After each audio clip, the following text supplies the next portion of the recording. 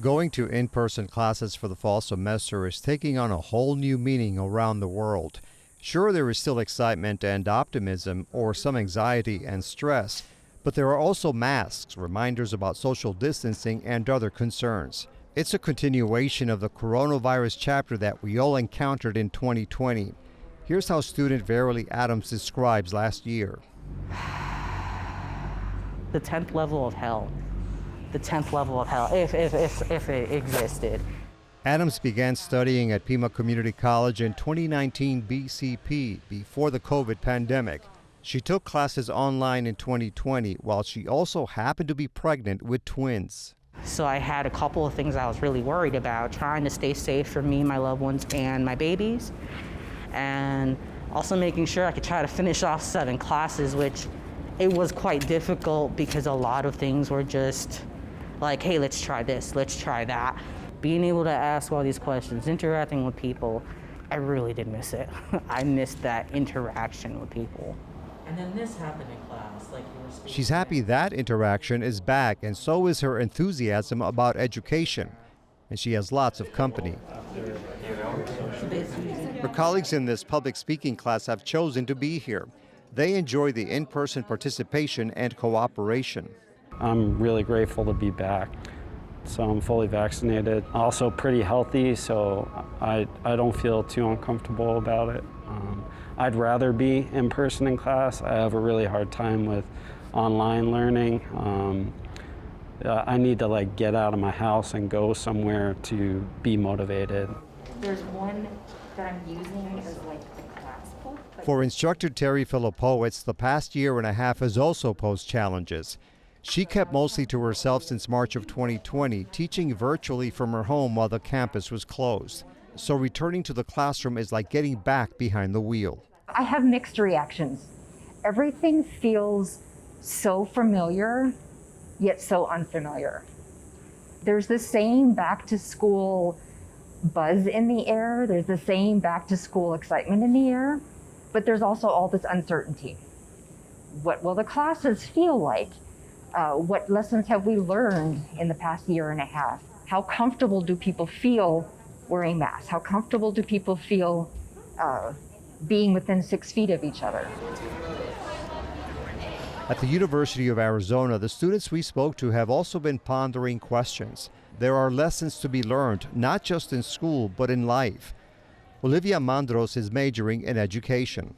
For me, it's just I'm more aware now. It's I can't get too close, or I think about things that I didn't before COVID.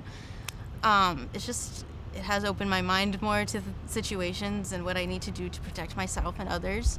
But yeah, it's just a new mindset. Her friend Clarissa Martinez agrees. It's been an experience. It's been a roller coaster. Martinez transferred to the university last year, but she had not been able to take classes in person until now. This is actually going to be hopefully my first full semester at U of A because I transferred from Pima. I'm excited though. I see many people wearing their masks and following the guidelines. So I think it'll go well, and I hope it does. I hope it continues. Martinez and Mandros are both vaccinated, and so is senior Carlos Cabrera. All three have had friends or relatives who have been infected with COVID, although those people were spared from severe symptoms. The vaccination, I don't believe people should be forced to get it, but it is a good decision to maybe consider it. I know the Pfizer one is getting FDA approved. I don't know if it's done yet, but hopefully once that's finished, people will be have more incentive to get it. Did you have apprehensions about getting vaccinated? Yes, at first, but I kind of got fed up with everything and wanted everything to go back to normal, so I got it. And that is yet another issue for Verily Adams to think about. As a new mom with personal health concerns, she decided to wait due to the vaccine's fast-track rollout. With FDA approval, she says, she'll reconsider. I want to do it for my daughters and make sure that I'm healthier for them.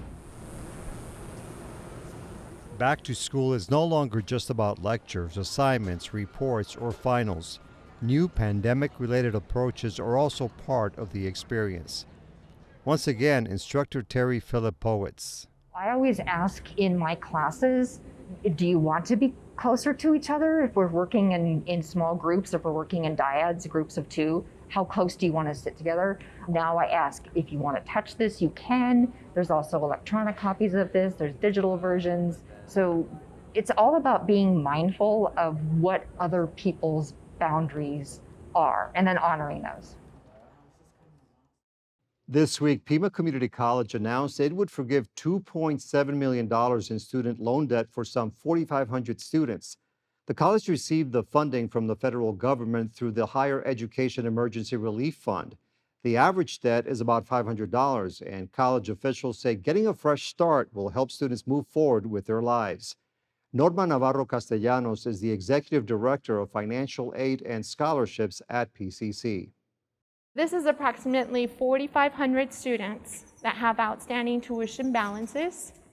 And this is a write-off that the college decided and our Board of Governors decided to do to facilitate students to be able to return to school, to come and finish, obtain college transcripts, or even in some cases their diplomas, so that they can either transfer to other institutions or be able to go to work. And those are really important things for students to be able to finish.